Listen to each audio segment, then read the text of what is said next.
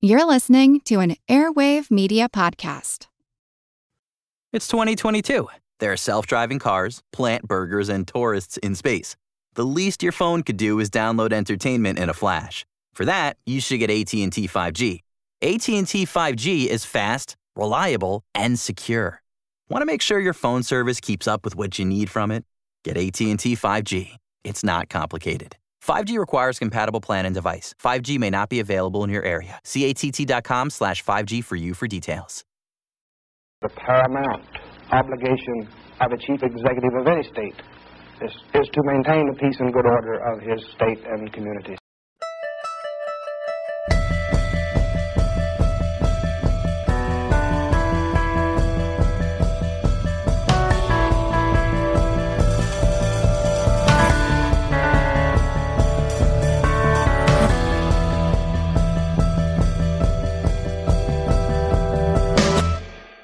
Orval Faubus was governor of Arkansas in the 1950s.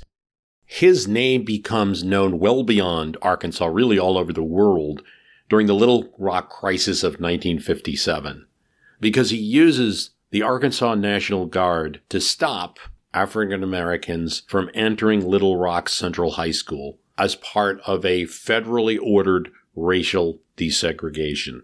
There's a showdown with President Eisenhower, and Eisenhower sends him a telegram. The Constitution will be upheld by me in every legal means at my command. They have a short conference. Governor Faubus actually removes National Guard troops initially. Then, when the mayor of Little Rock, Arkansas, Woodrow Wilson Mann, says a mob is formed at Central High School in Little Rock, National Guard troops, state police come back. And what's more, they prevent African Americans from entering Little Rock Central High. The Guard was not called out to prevent integration, but to keep the peace and order of the community, based upon the premise that the peace and good order of the community is paramount to all other issues. Eisenhower federalizes the Arkansas National Guard, orders them to return to their armories, then sends in the 101st Airborne Division to oversee the African American students entering Little Rock Central High and enforcing the federal court order. Faubus complains about a usurpation of power by the federal government. But as the listener, A. Holt Williams, points out, Faubus's career has a weird turn at the end. Here's what A. Holt Williams asks on the My History Can Beat Up Your Politics discussion group on Facebook. We do have a discussion group there where fans of the show, or people who aren't fans, I guess, can discuss. Got a question for a future podcast. How did Orval Faubus go from opposing Brown versus the Board to endorsing Jesse Jackson for president by 1988? There's got to be an interesting story there, including his later runs for governor against a man by the name of William Jefferson Clinton. How did Clinton run against him? Was Faubus repentant? Or did Clinton ever bring up his past? Or was Faubus a has-been and a non-factor? I always find it fascinating when we see figures from what I'd normally consider very distinctly separate chapters in history cross paths. Yeah, I mean, it's true. I actually see the path crossing happen a lot.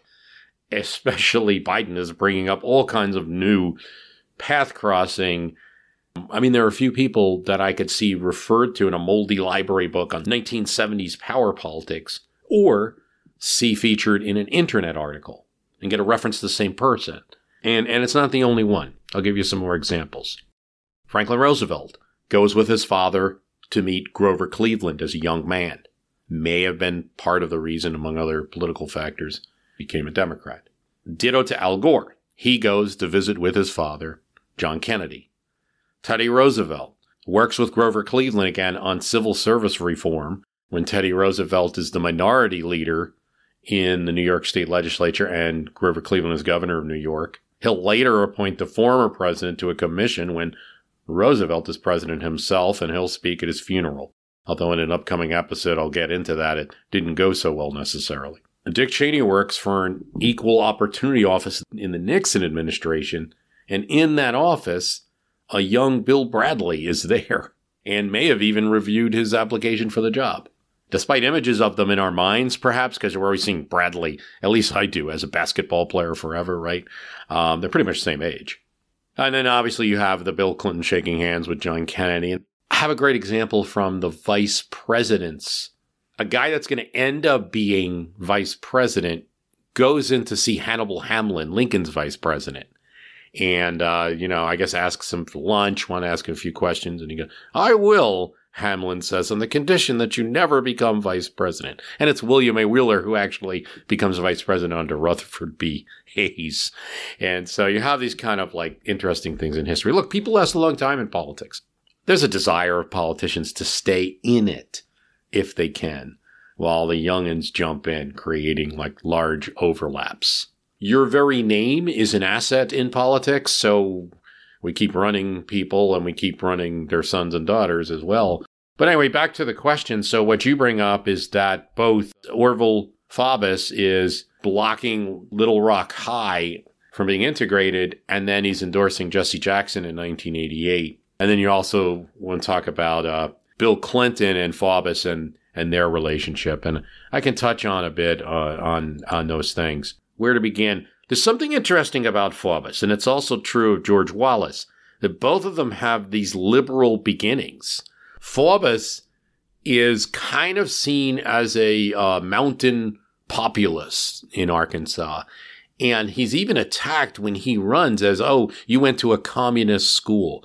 You basically have a situation where in Arkansas, there's this college, Commonwealth College in Mena, Arkansas, which is developed by socialists, and it's supposed to propagate socio-economic ideas. And Sam Faubus, Orval Faubus's father, is a socialist. He was very liberal in philosophy.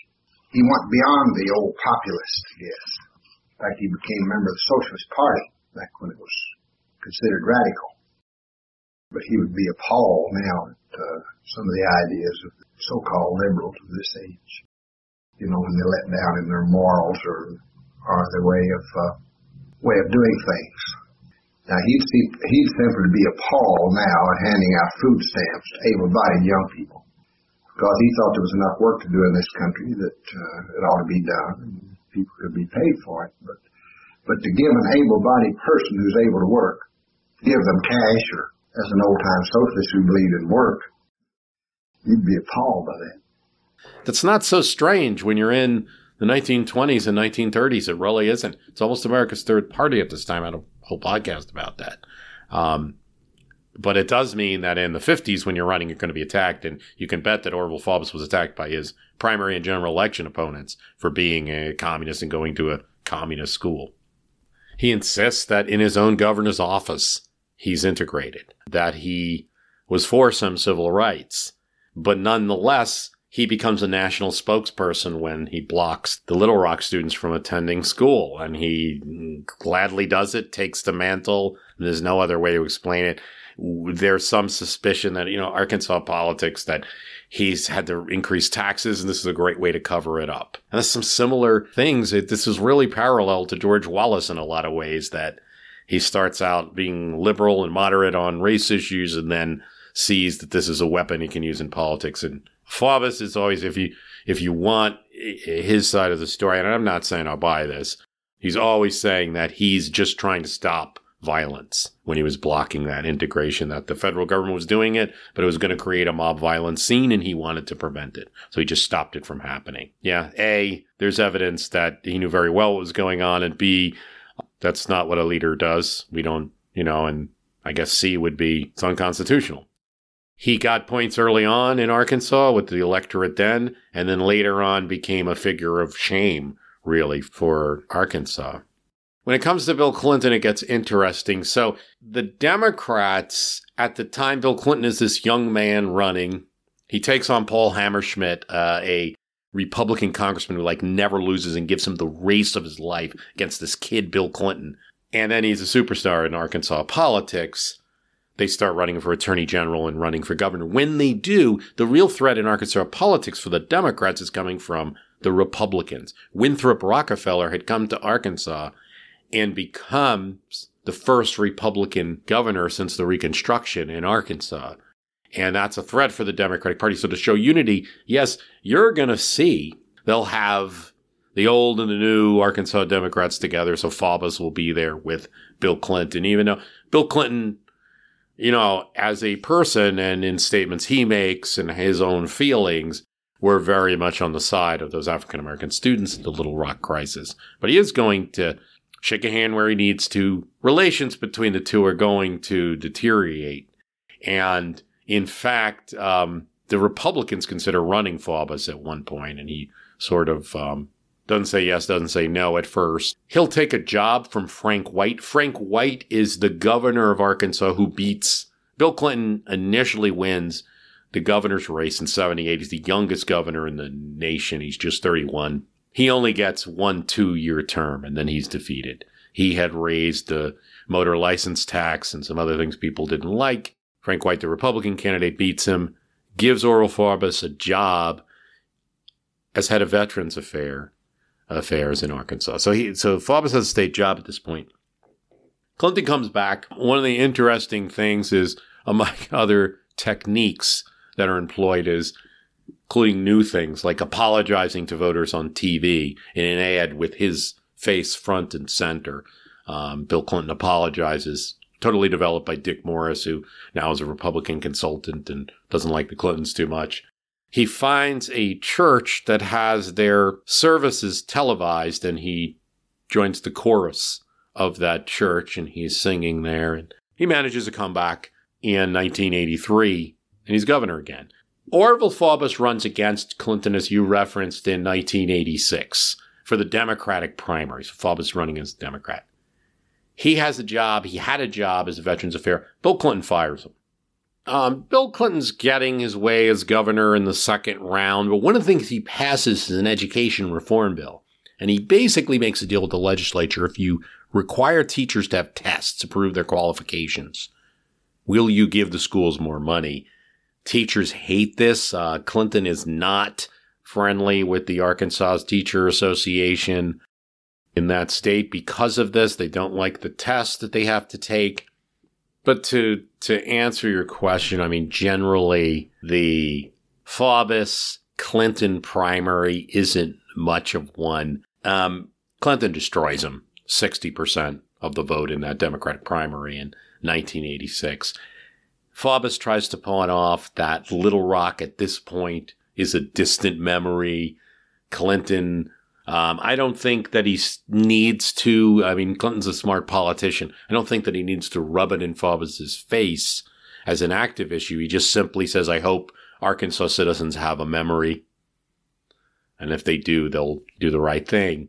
Here's from the Associated Press at the time. Governor Bill Clinton and former Governor Orval Faubus, opponents in the May 27th Democratic primary for governor, clashed with fiery speeches during the weekend at a political rally in North Little Rock, Arkansas. Faubus rapped Clinton's campaign for being better financed than his effort. Governor Bill Clinton has the millionaires, Faubus said, adding that he wanted rank-and-file support. Someone in the crowd shouted, "Who paid for your house?" a reference to the house that Faubus built at Huntsville for a reported $300,000, now valued at $1 million. Now, this is 1986, and it's Arkansas. The people helped me pay for it, Faubus said. The Internal Revenue Service checked into the house and found nothing wrong, he said. Faubus also criticized Clinton for going on a Far East trade mission after Reynolds Metals Company announced it was shutting down its plants in Arkansas. Clinton responded during his speech that he would go to Timbuktu if I thought it would bring jobs to North Little Rock. 39-year-old governor also told the cheering crowd that it took me a while as a boy to learn that Orval Faubus was the best teller of fairy tales in the state. So they had a little primary. It wasn't much. There's an interesting little incident, though, that occurs where Faubus at one point comes up with a kind of a fake news story that the teachers in Central High School, where Faubus was so castigated over his actions there in the 50s, in 1986, the teachers were endorsing them. And it comes from a student newspaper article. However, later reporting found, and teachers protested who were at that school, that there was by no means a majority for Faubus in that school. Of course, teachers were mad at Clinton over the institution of testing for teachers in 1983, but that it was an insult to teachers to say that the governor who had caused all the trouble at Central High School in the 50s was being endorsed by them. And, 60-30 and he's crushed. There's a little bit of why did the whole thing happen? I think for Faubus, it was the last chance. If he didn't run then, he'd never run again. I mean, he was 76 at the time. He had won 6 terms for governor between 55 and 67. I also think that for the first time, Arkansas was going from 2-year governor's term to 4 years. So it was kind of a prize, and he wanted to jump in. It is interesting, too. So let's talk about the Jesse Jackson thing. Jesse Jackson's campaign in 1988 actually does attract a bunch of kind of strange bedfellows, but not so strange when you examine the politics in their states. Southern white Democrats, for instance, Ernest Hollings of South Carolina tries to run a presidential campaign in 84, doesn't get anywhere, then endorses Jackson in 88. He's a conservative Democrat. George Wallace appears with Jesse Jackson while sick at the time, but appears with him and praises him, Wallace does, Jesse Jackson, for going after the rich to pay their fair share.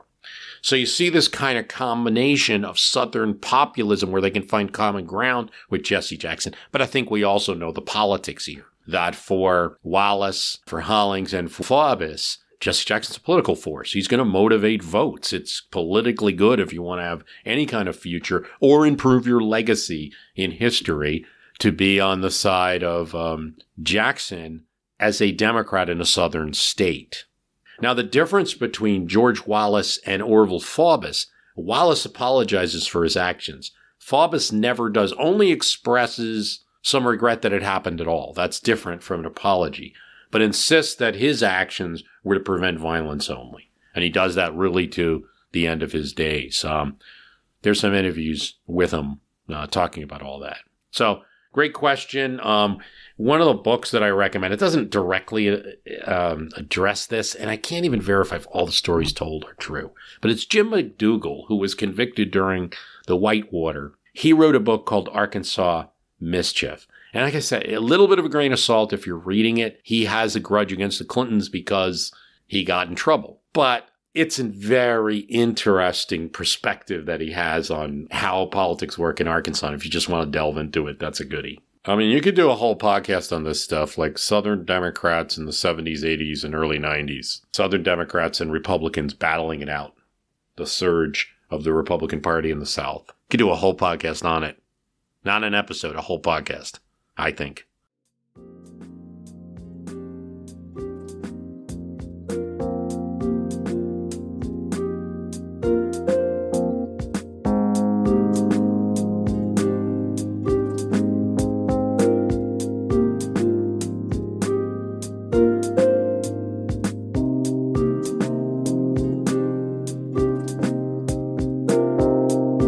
While most people know that Abraham Lincoln was a lawyer prior to becoming president, few may know that he also had experience as a judge. And it was a good thing that he got that experience, because as president, he'd have to be one again in practice.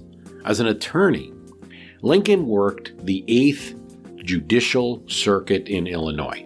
Twice a year, usually in the fall and spring, he'd spend about 3 months traveling around by horseback and stopping in each county seat.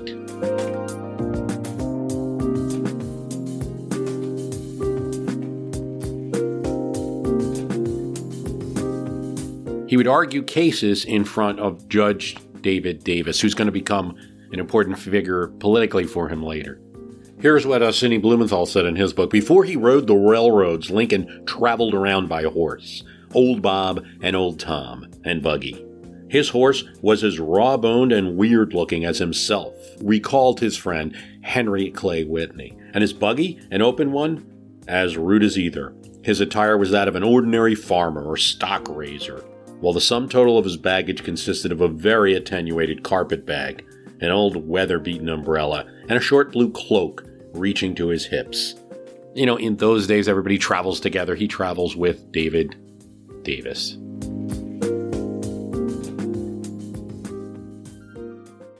He called everyone by their last names. He might say Layman, or he might say Whitney, Hill, but Judge Davis he called Judge.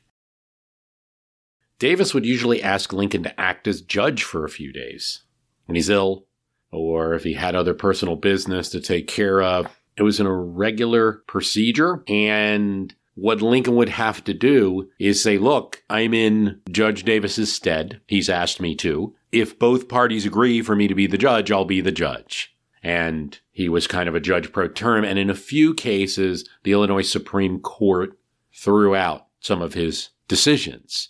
Not most, though, just a couple. Getting that perfect shot in the dark is no longer a shot in the dark. Galaxy S22 series is here and breaking all the rules. Keep memories close with crystal clear photos and 8K video, even in low light. Plus an incredible all-day battery that can take on any weekend adventure. And when you pre-order Galaxy S22 series today, you'll get double the storage on us to save double the memories. Plus up to $200 in Samsung credit. Are you ready to break the rules? Visit Samsung.com today. Hutchinson, Minnesota had some problems. For the adults of Hutchinson, the problem was the teenagers. They kept sneaking off at night to empty barns where they'd, brace yourself, dance. Who knew what sort of sin and heavy petting and French literature these barn dances might lead to? No, the adults of Hutchinson, Minnesota did not approve. And neither, it seemed, did the devil. One summer night, Satan himself suddenly appeared in the middle of the dance floor, and the debauched teens ran in fear. He showed up at the next dance, too. For a few months, it seemed like you couldn't go to a late-night barn dance in Hutchinson without getting chased out by the devil, pitchfork in tow. Until one night, when a 14-year-old boy had the good sense to shoot him in the chest. At which point the devil was revealed, Scooby-Doo style but bloodier, to be the local Methodist minister, dressed in a costume and flown in from the roof by rope and pulley. This is The Constant, a history of getting things wrong. I'm Mark Chrysler. Every episode, we look at the accidents, mistakes, and bad ideas that helped misshape our world. Find us at constantpodcast.com or wherever you get your podcasts.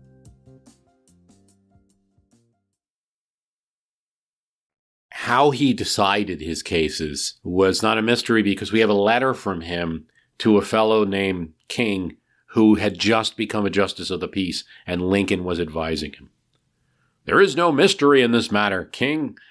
When you have a case between neighbors before you, listen well to all the evidence, stripping yourself of all prejudice, if any you have, and throwing away, if you can, all technical law knowledge. Hear the lawyers, make their argument as patiently as you can, and after the evidence and the lawyers' arguments are through, then stop one moment and ask yourself, what is justice in this case? And let that sense of justice be your decision. Let's repeat that. Hear the lawyers, make their argument as patiently as you can, and after the evidence and the lawyers' arguments are through, stop one moment and ask yourself, what is justice in this case? And let that sense of justice be your decision. So here's one of the cases he rules on. One time he heard a case involving a merchant and a father of a minor son. The merchant had sold the boy a $28 suit on credit. Without the father's knowledge, without the father's approval, the businessman held the father responsible for the debt that the son incurred. To hold the parent liable for the son's debt, the merchant had to prove that the clothes were a necessity and suitable to the boy's lifestyle. The father was prosperous, and the merchant contended he ought to pay the boy's bill. However, Judge Lincoln ruled against the merchant. I have rarely in my life worn a suit of clothes costing $28, he said. Law is nothing else but the best of wise men applied for ages to the transactions and business of mankind, so said Lincoln. In another case, a farmer named Hartzfeller sues his neighbor, Trowbridge, for damages resulting when Trowbridge's cattle ate up the corn stored in Hartzfeller's corn rack. Trowbridge had leased a portion of his land to Hartzfeller, who had raised some corn on the land. Contrary to Trowbridge's instructions, Hartzfeller had stored the corn on the same land. Trowbridge had enclosed his farm with a fence and turned his cattle out to graze, like he normally would. The cattle enters the area where Hartzfeller is now storing the corn and devours it. And you say you went over and fenced the corn after you asked him not to crib it on your land, Judge Lincoln asked of Trowbridge, who again is the cattle owner here. Yes, sir. Trowbridge, you have won your case. When Lincoln becomes president, there's another matter that will come before him, one that will tax again his skills as a lawyer and a judge. And it's one that he got a lot of criticism for at the time, political criticism, and one that he's still getting flack for today. Political criticism again, posthumously, but exactly at opposite sides of the argument. We'll get into it. This is about the Dakota War, the U.S.-Dakota War of 1862, which places this Indian-U.S. conflict between settlers and Indians right in the middle of our American Civil War. So Lincoln's dealing with all sorts of things, what to do about the Emancipation Proclamation, the various battles, the generals, and he has to deal with a new challenge. Indian nations in the area that became the state of Minnesota right before Lincoln is elected president in 1856. Minnesota becomes a state. We're used to operating in the land that is the state of Minnesota. As soon as it became a state, more settlers start arriving, encroaching on Indian lands. Through treaties, Indian nations had made concessions of land for specific uses by the U.S. government. And in exchange, they get money, goods, various promises. They're actually sent gold. Because of the Civil War, Indian agents are late with U.S. government gold annuity payments that are owed to the Dakota. The traders see this and say, okay, we see what's going on. The Civil War, this whole system's going to be disrupted. We're not going to extend as much credit to you. Tribesmen are now starving. Chief Little Crow, urged on by young Native men, attack a trader.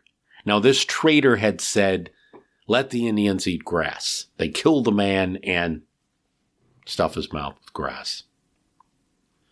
They kill 5 settlers in Acton, Minnesota, and they attack the trading post. They kill hundreds of settlers. The U.S. government responds with a volunteer army led by Governor Alexander Ramsey and Colonel Henry Hastings Sibley. And they finally defeat Little Crow and his band at the Battle of Wood Lake.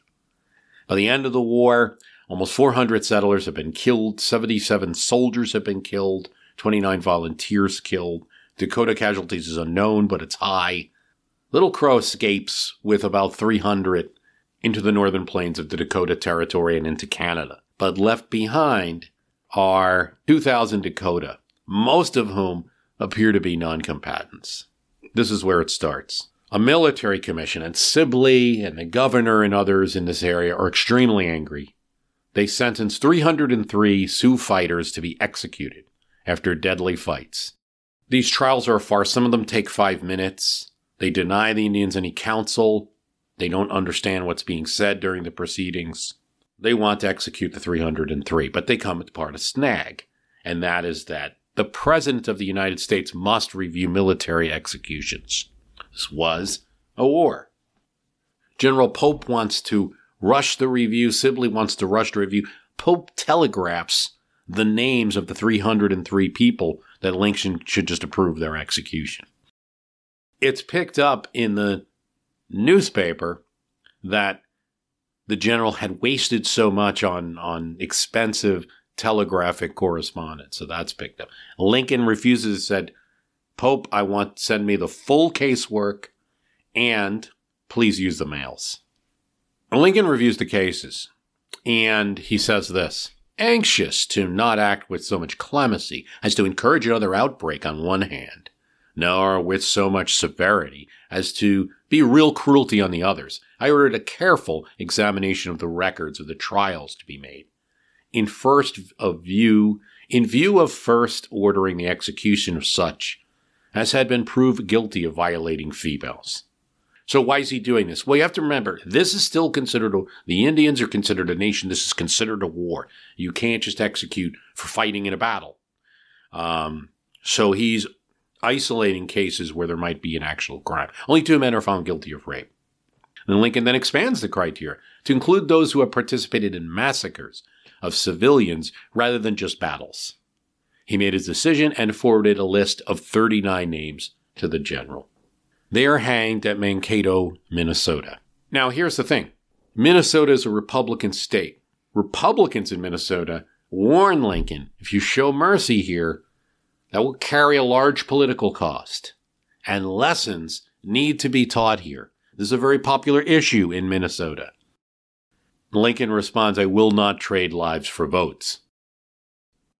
Now, in the context of the 1860s, Lincoln is criticized for offering too much clemency. But in the most recent social media post, it says, on this day, 26 December 1862, 38 Americans are executed in the U.S.'s largest mass hanging. The execution was ordered by Abraham Lincoln.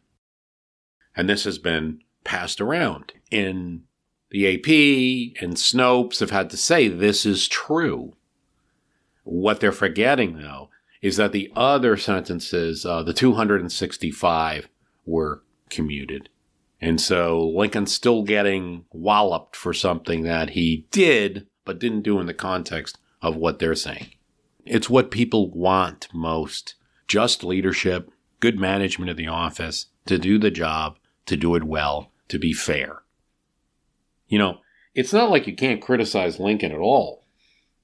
And certainly the easiest way to criticize him is to go out of time and just apply like things that he says or things that he did to modern values, and then he doesn't look as good, right?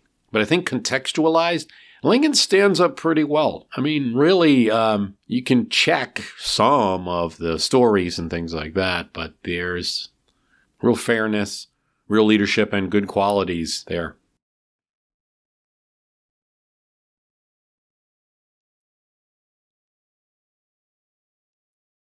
Enthroned in realms of light, Columbia's scene of glorious toils I write, while freedom's cause her anxious breast alarms. She flashes dreadful in refulgent arms. To be refulgent is to shine brightly, refulgent arms.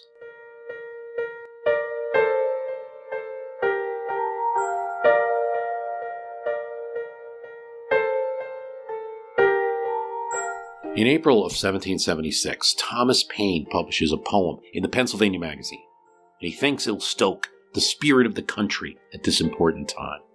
It's a nod to the American Continental Army's new general, George Washington, and it's by Phyllis Wheatley.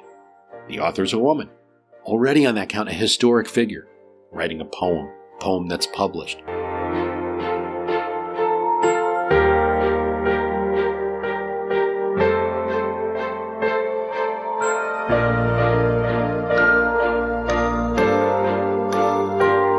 She's one who, like many, once admired the British, then got frustrated, and then got hostile.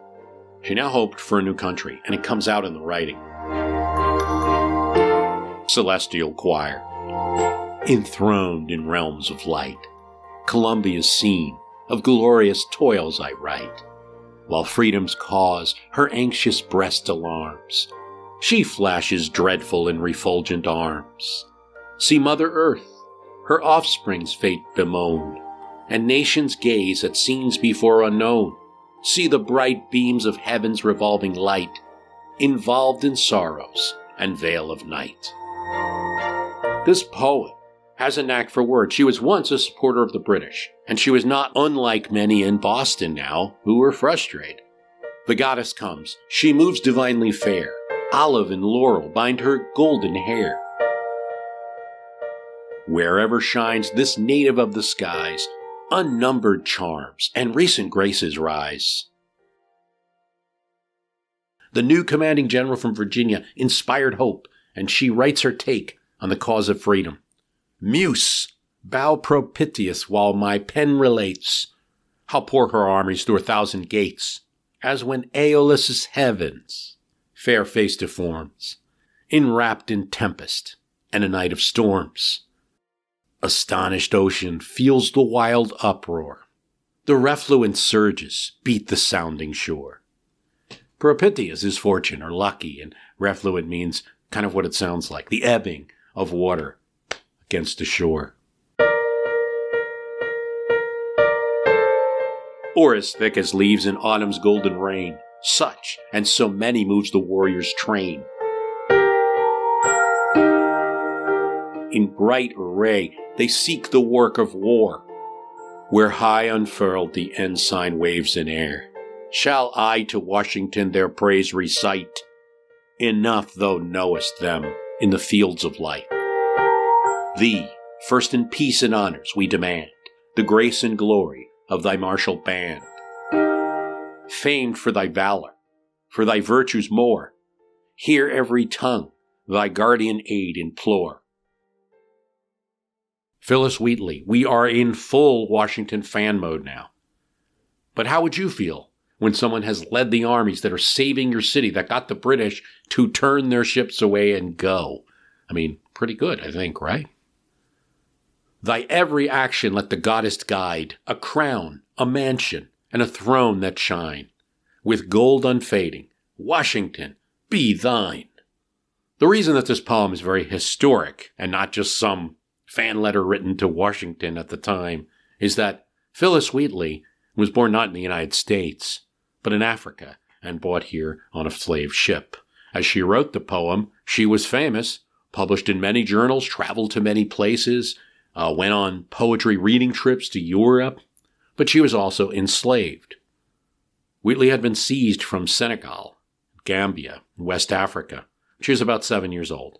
She was transported to the docks of Boston with a shipment of slaves of enslaved people who, because of their age or physical frailty, were unsuited for rigorous labor, and they were brought up north.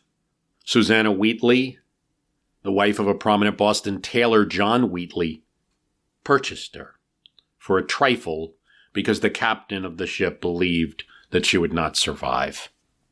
The Wheatleys, including their son Nathaniel, the daughter Mary, they don't excuse Wheatley from domestic duties, but they teach her to read and teach her to write, teach her the Bible, teach her about astronomy. She starts reading on her own about geography, history, British literature. She particularly likes John Milton, Alexander Pope. She loves the Greek and Latin classics, Virgil, Ovid, Terence, Homer. When she's 18, she has already gathered a collection of 28 poems that she's written herself. And with the help of Miss Wheatley, she runs advertisements for subscribers to her poems in Boston newspapers. 1772. And accompanied by Nathaniel Wheatley, they go to London.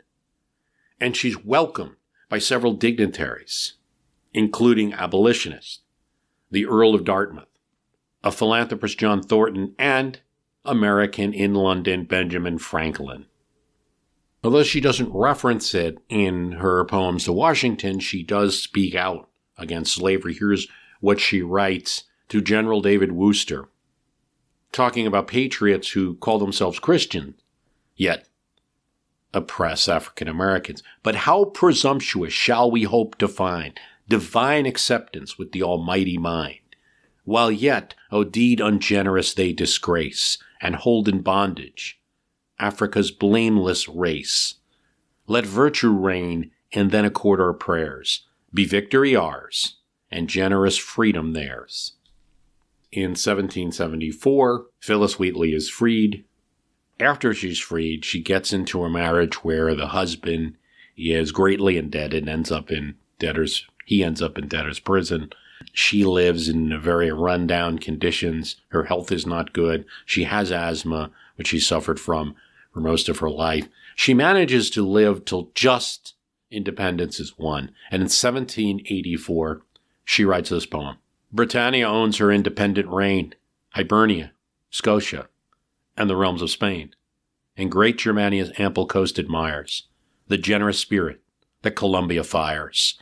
Auspicious heaven shall fill with favoring gales, wherever Columbia spreads her swelling sails. To every realm shall peace her charms display, and heavenly freedom spread her gold ray. I'm enjoying quite much Woody Halton's Liberty is Sweet, the Hidden History of the American Revolution. And he has a passage in here that he suggests that Phyllis Wheatley's poem may have been intended for a political effect. And that was the successful recruitment of African American soldiers on the American side. On September 5th, 1775, the Battle of Bunker Hill really fought on Breed's Hill. It's a little bit far now. Some of the rage over fighting the British is is already starting to seep a bit. 14 colonial officers petition the Massachusetts Assembly on behalf of Salem Poor, a free African American who had behaved at Breed's Hill like an exceptional officer, as well as an excellent soldier.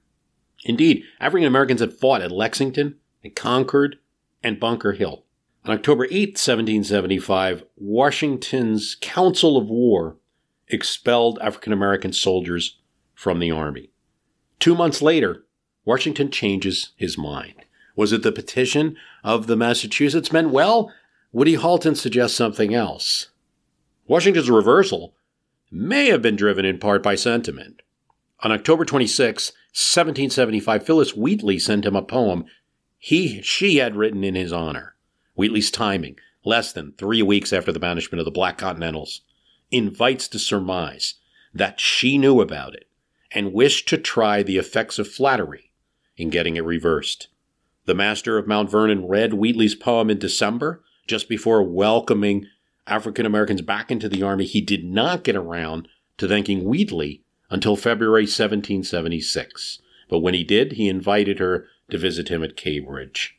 Now, Washington reverses his decision. The Continental Congress actually goes a step, actually restrains Washington a step. The Continental Congress decides only to allow free African Americans who had previously served in the Army already to come back in, men like Salem Poor. But in violation of Congress's directive, northern colonies soon began enlisting other free African Americans, and before long, they even accepted those who were held in slavery to serve in the Army. Southern colonies and later states also welcomed freedmen, though never slaves, at least not officially. By war's end, some 9,000 African Americans had served in the Whig Army and Navy, roughly the same number who enlisted with the British. And I like Woody Halton for giving us just a little more of the story. I mean, without the whole story toppling over, right? But giving us some insights into what was going on. We talked about that in a podcast about Valley Forge. Probably replay that podcast coming in December, but I believe it was 2017, and we talked about the number of African Americans serving in Valley Forge. When I don't remember showing up in the high school textbooks I read. Maybe it was there. In any case, could have been the war situation, the desperate need for soldiers, Washington's own opinion, maybe more nuanced than some think, and it could have also been a bit of the poet. Doesn't look like much.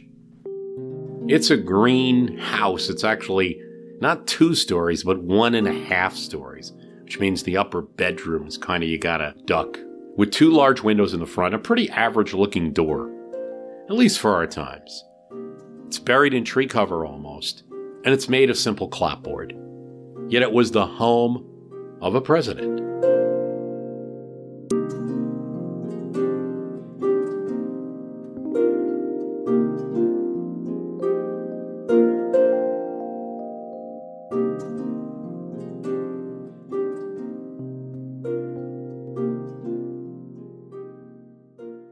Millard Fillmore built this house in 1826. He and his wife Abigail lived there until 1830, and their only son was born in the home. And here, Fillmore began a political career that would lead him to the presidency. He had been born in a log cabin, Cuyahoga County, New York, 1800. Limited educational opportunities, learned law. He was the only lawyer for a time in East Aurora, New York, and he and his wife taught as well as practicing law. In 1828, he gets caught up in that anti-Masonic movement that we talked about, becomes an anti-Masonic candidate, and wins election to the state legislature. That's the beginning of politics for him. He's connected with Thurlow Weed, who's a very important boss in anti-Masonic, Whig, and Republican politics in New York. But Fillmore will never, unlike Weed, he'll never pick up that Republican part. He's happy to be a Whig, not quite a Republican. And that's an important part of the story. He moves to Buffalo. He becomes a congressman. and will serve in Congress for 10 years. He runs for governor of New York in 1844, and he loses, but people notice him and know the name now, statewide in New York. So when Zachary Taylor becomes the Whig candidate for president, some people want Henry Clay, some people want Winfield Scott. Weed and others say, well, we've got Fillmore who can balance him out on the Whig ticket as vice president, a Southerner and a Northerner. Now, here's what you probably know about Millard Fillmore, that he became president upon Zachary Taylor's death, that he supports Henry Clay's compromise of 1850. We could also say Stephen Douglas's compromise of 1850 because Clay is ill when the bills are passed. But it involves a set of trades. We're going to end slave trading in the D.C. We're going to admit California as a free state, no slavery allowed. But we're also going to enact a Fugitive Slave Act with teeth, which is going to send people up north to pursue those that had been held in slavery, ensnare them and bring them back to the South, and a lot of other abuses associated with that. We know these things about Fillmore. We may know one more thing, that his last presidential race, he ran as a know-nothing for president. What we don't know is he or isn't he? Was he really a know-nothing? And the anti-side of this question really comes from Alan Nevins, one of his biographers, who said that nothing he ever uttered in his life indicated that he was a know-nothing. And he never ran on the ticket of or supported the party before. And in some measure, Nevins is accurate. Millard Fillmore runs on what's called the American Party ticket in 1856, and it is what people call Know Nothing, because they have these secret meetings where they talk about the immigrants, and when people ask about the meetings, it's said, like, I know nothing. They don't have printed on tickets like this is the Know Nothing ticket. The American Party, the Know Nothing, there is a complicated history that doesn't get talked a lot about. We do hear a lot about these silly Know Nothings who had these clubs, and then the party ended in 1856 with its last candidate being Millard Fillmore. We don't realize there is a series of interwoven politics, and really the Republican Party in its infancy. And that goes from what Thurlow Weed's doing in New York to what the original creators of the Republican Party are doing in Wisconsin, to what Lincoln's trying to do originally after the Kansas-Nebraska Act is passed, and he wants to form a group in opposition to that and realizes he can get former Democrats, old-style Whigs, and maybe even some abolitionists or people strongly opposed to the extension of slavery into the territories on a kind of anti-Nebraska ticket. It's sometimes called a fusion ticket. Douglas complains about things like, thinking of Stephen Douglas or Thomas A. Hendricks in Indiana, Democrats are complaining about things like they are grouping people who would be against each other in every other situation on this Nebraska issue alone. This is what Lincoln is very much trying to do. Lincoln speaks out against know-nothingism in private letters. He says, I am not a know-nothing. How could I be? He talks to his friend Josh Speed how silly the idea is, but he has every intention to use the organization of know-nothings and bring them into the party and to accept the support and votes of those who are pledged know-nothings. So if Lincoln can do it, why not Fillmore? And you have some evidence to pursue the Nevins side of this question that Fillmore is just kind of a political opportunist. And this is just a party that he can adapt. And he has a great cause that his supporters would like you to consider in presenting him as a hero, and that is the preservation of the Union. The Republicans will not. They're a sectional party. If they win, there'll be war, at least is the position. The Southerners will not. If they win, there will be war. Only the American Party in the 1856 election can provide union. It's kind of like what happened in the 2016 election when the Libertarian Party nominated Gary Johnson and then William Weld, who hadn't, been huge libertarians. They'd run as Republicans in the past particularly well. The American Party nominates Millard Fillmore and Andrew Jackson Donaldson, who is Andrew Jackson's nephew. Donaldson had been a Democrat. He had been all about letting Catholics vote and, getting the immigrant vote in many elections before this. So all of a sudden he's running the American Party. So the argument is that what Millard Fillmore had done is really just gotten his supporters to kind of take over the national apparatus of this Know-Nothing Party, turn it into a Fillmore Party, turn it into a Union Party, make the Union the most important thing.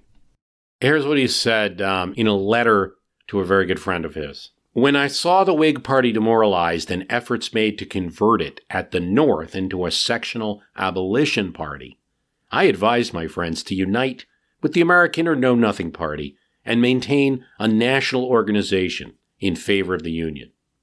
Many did, and I was often pressed to follow my own advice and give the influence of my name to the party, which I was reluctant to do, mainly because I had withdrawn from politics and did not like the secrecy of the order. But I finally overcame my scruples, and at a council in my own house, previous to my departure for Europe, I was initiated into the order of the Know-Nothings and became a member, and I am one now.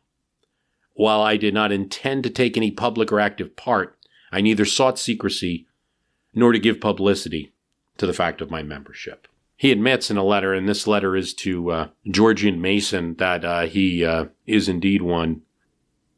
So you can make this case that it was merely political opportunity. Let me see if we got something else here.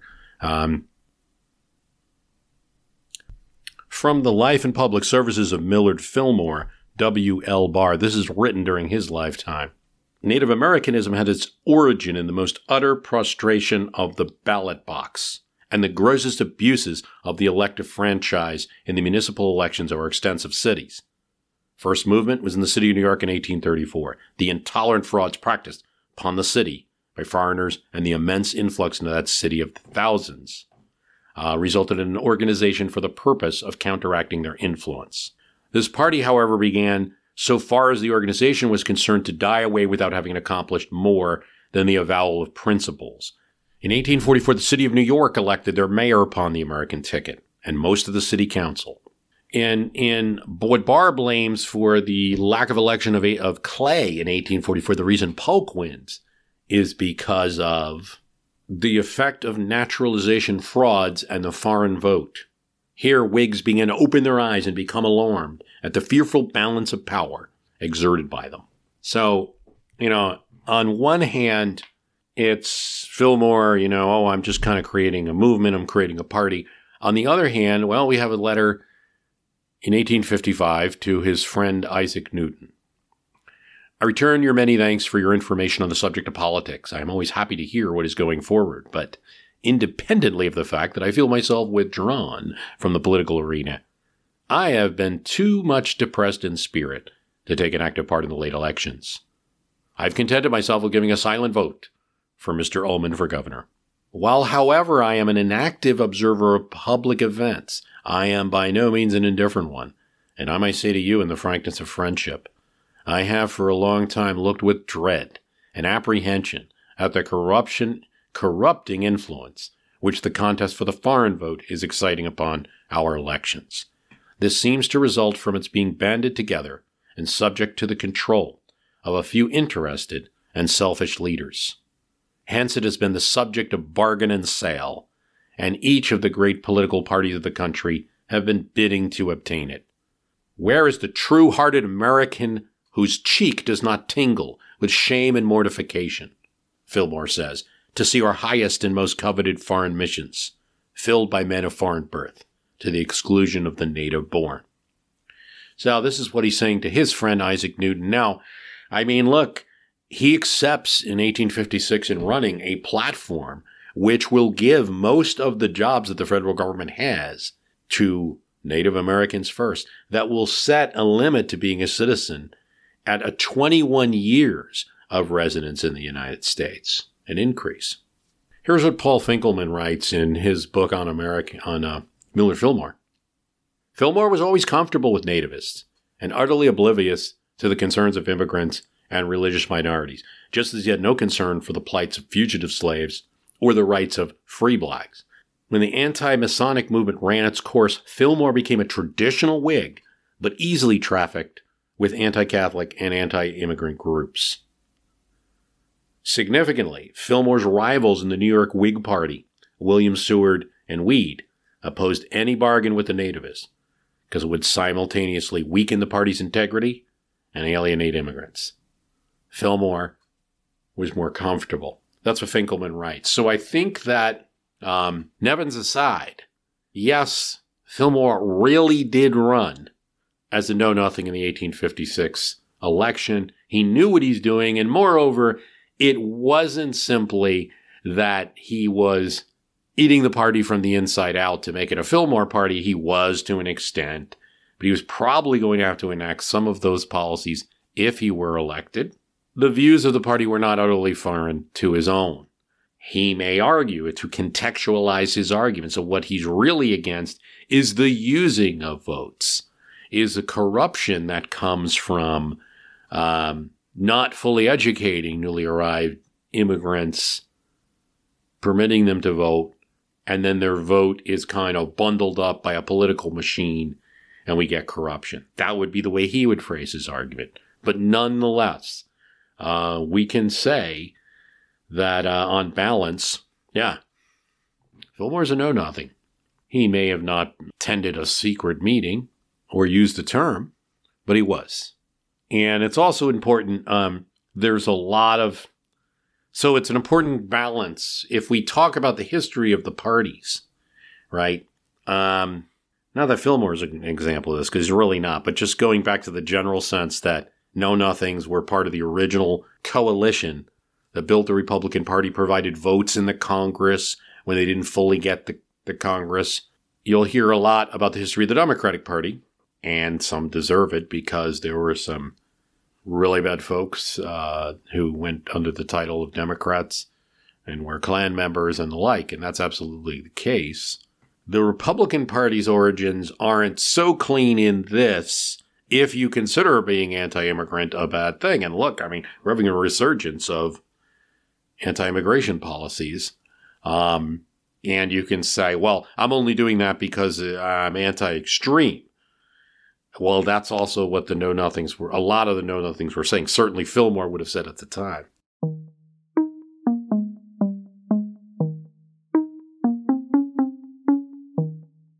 So you do have to acknowledge, if we're going to look at the bad dirt of the parties, that both of them have a little bit of that in their origin stories. So that's one thing that's important. You can't hook Fillmore with the Republican Party because he never ran as a Republican. He didn't like that side of the party. He ran as a Whig or an American Party. Actually, Fillmore in 1864 supports McClellan over Lincoln. And in doing so, would have supported a party that would have been against what he ran in 1856. But he didn't like what Lincoln was doing, in his opinion. Here's what Edward Purcell says, Biographical Dictionary of Vice Presidents. He reluctantly accepted the nomination and began a campaign that stressed the significance of the Union and the necessity of compromise. The election was an embarrassing defeat. He collected only 8 electoral votes and ran a distant third.